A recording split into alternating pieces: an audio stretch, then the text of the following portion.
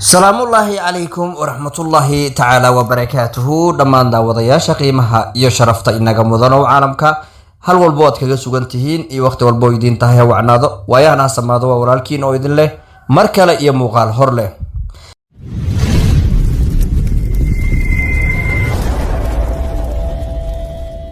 aad baad ugu mahadsan tihiin sida qiimaha badan ee aad markaa inoo la socotaan inoona garab taagan tihiin waan idinkaga mahad celinayaa sharaf ku noolaada meel walbo aad ku sugan tihiin waxaana idin rajeynayaa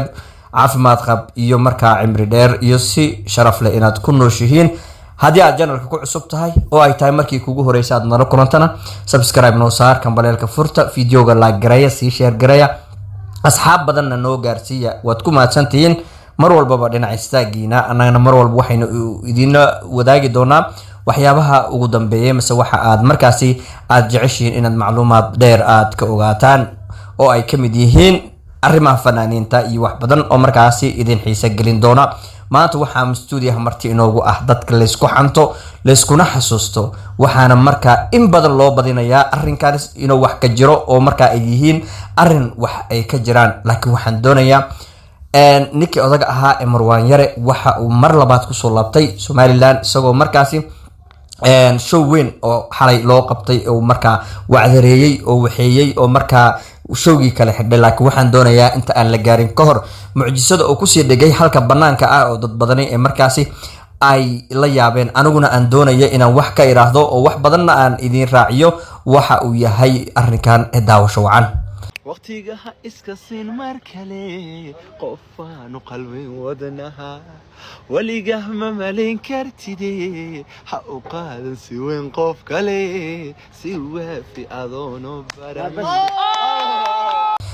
war sida aad soo aragteen ninka odaga ahaa codkiisa caadiga ah fanaaniinta maanta sida caadiga ah codkooda intay u qaadaan wax oo sida noqon kara waa ay yar yihiin waana dhif iyo naadir oo waa fanaan iyo laba hadii ay markaasi ay ugu badato waxaana la yaab leh isagoo markaasi heesta cod caadi ah ku qaadaya in uu wacdareeyo oo sidan wacdare ah dhigo waxa ay ka dhigan tahay in uu yahay fanaan buuxo oo xaqiiqdii markaasi in loo qara oo mudan أنا وحن أقرأ أو أن لا يهي واحد تهي فنان دافي أو وحنا مركزي السوين كوجو قرأ إن فن كاجا وصنا هاي مد بوستة أو يهي مد مركزي هيبت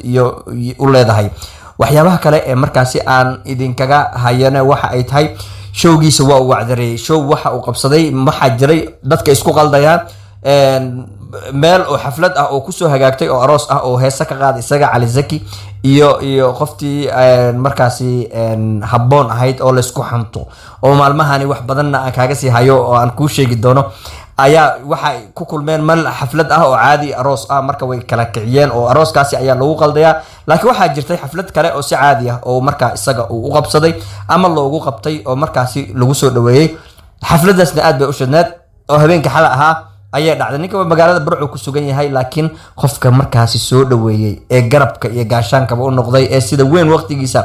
markaasi uu qurux badneysiyay ninka odaga ahaa Cali Zaki weeyaan Cali Zaki ninka iyo fanaaniin kale oo fara badan ba abaal ku leeyihiin waxaanu si ognahay keenan xitaa in uu markaa isaga la joogo oo soo dhaweeyo oo markaa magaalada u shiday يعني علي زكي وأمان مدن يهي وحي لغو شيغي كرو او أمان هدي الدنيا اي جرتو ومدن يهي وانا قفك كليا مركز الفنانين تأسيدا وين اي اسو دوية او شوغينا وبالله حتى مركز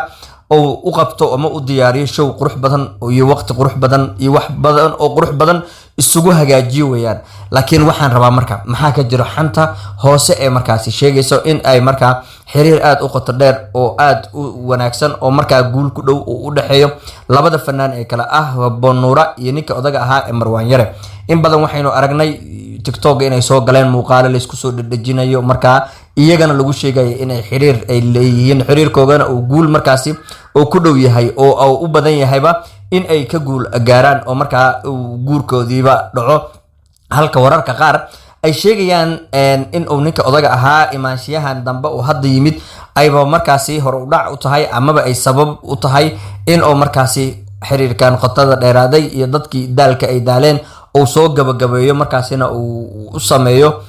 macnaha meherkiisa inuu ka dhigto oo maba isagoo aanan mehersaninba inuusan bixin. yacni saas ayay inta badan wararka hadda hoose aan helayno ay sheegayaan ninka odaga ahaa. waynu arki doonaa haddii aysan wax badan isa sii bedelin ama ay markaasi arrinkooga uusan dhinaca kale isku rogin. oo waxaynu ognahay bili-aadamka maanta guurka inta la sheego iyo inta hagaagto oo dhacdo markaasi waxa ay kala badan yihiin wax aanan af bili-aadama lagu soo koobi karin oo aad bay u kala badan yihiin. oo waxaynu ognahay in ay yar tahayba in markaasi qofka dadka wada socdo ama sida tooska ah xiriirkoogii social media aad looga ogaada in ay isguursadaan, waxaana sabab u noqoto in ay markaa ay ka badayaan xadka caadiga ahaa ee loogu talagalay. hadda inta badan way aragtaa waan aragtiin in social media ay aad u qabsatay ninka odaga ahaa Marwan iyo markaa Habboon Nuura in ay si weyn iskula doonayaan dadka social media iyagoo markaa aynu ognahay in ay sabab u noqdaan kala tag ama inay sabab u noqdaan isku soo dhawaanshiyo laba qofood oo markaas la isku soo dhabeeyo. dadka social media waxa lagu sheegaa markaa in ay yihiin 90% waxyaabaha ay soo galiyaan social media ama ay markaasi isku raadiyaan in ay rumowdo oo markaasi ay noqoto arrin dhab ah oo runtii guul yani kusoo dhamaado. haddana waxa ay si weyn isugu raadinayaan labadani qof hadallada markaasi xanta ah ee suuqa dhex yeelana waxa ay tahayba inay iyaga qudhoodiiba iscalamadeen markaasina ay u diyaar yihiin in ay noloshoodii kusoo gabagabeeyaan qurux iyo guur. waxaynu arki doonaa halka ay hawshani markaasi caga dhigan doonto, walow ay markaa ay u badan tahay in ayba isagoo uusan mehersan uusan ka tegin magaalada markaa Hargeysa amaba magaalada Burco oo markaa ay waqti ku wada qaadanayaan. laba ahaan ayay mid ka dhici doontaa meherkooga waa sida wararka ay sheegayaan. anaguna waxaynu leenahay waxaanu rajaynaynaa ama aan soo dhaweyn doonaa adiga iyo Habboon Nuura Marwanow in aad noqotaan gabadh iyo ninkeeda ama xaas iyo ninkeeda kuna guuleysataan nolosha markaasi aad inta badan isku soo naawileyseen. keligiin ma ahan aroosyadu isdaba yaalaan. fanaaniintu waxa isu keenay isku diray sanadka ma garanayo, marka hore way kala maraateen jireen waxaana la arki jiray inta badan inaysan isku soo noqnoqon, laakiin haddeerta waxa ay markaasi u badan tahay in ay iyaga ay isku soo laabtaan. oo waxaynu ognahay in aan goor dhow u hambaliyan doono 8 bisha oo maalmo yar ay inaga xigsan yihiin Najma Nashaad iyo saaxiibkeed Cabdifataax Carab oo markaasi ama Cabdirasaaq miya mid ahaan iga raali noqo haddii aan sixi waaye. labadaas mid ahaan ayaa markaasi iyaga loo saadaalinayaa waana labada fanaan ee markaasi laba fanaan waynu arki doonaa halka ay barbardhac u noqoto ciyaarta ama halka ay guusha raacday iyo cidda ku hormarto markaa in ay markaa guurka soo gabagabayso ama noloshii dheereed waqtiga dheer iyo waayaha adag la isla soo maray si guul ay kusoo dhameeyaan. waana arki doonaa waxaynu leenahay mar walbo hambaliyo qof walbo isguursanayna waanu hambaliyan doonaa. fanaaniintan waanu arki doonaa Marwan iyo Habboonna noloshooda waxaan leenahay iska markaa ilaahay isku kiin soo dhaweeyo sida aad jeceshiin markaa oo qalbiga aad ku haysiin raxmaan ha idin yeelo oo guuleysta ayaan idin leeyahay. reer Sadecaad idinka ducada ha baqiiline intaad duceysaan fiidiyoogana la gareey sina share garo albaabka uga geliya si ay u arkaan halka aan u taaganahay iyo wanaaga aan markaa qalbiga ugu hayno annagana ay wanaag inoogu arkaan. waad mahadsantiin dhammaantiinba meel walbood daafac calamka kaga sugantiin. guuleysta ayaan idin leeyahay intaan muuqaalkan madaxii ku kulmi doona. dhammaantiin waxaa idinkaga sii tagayaa nooli kulante.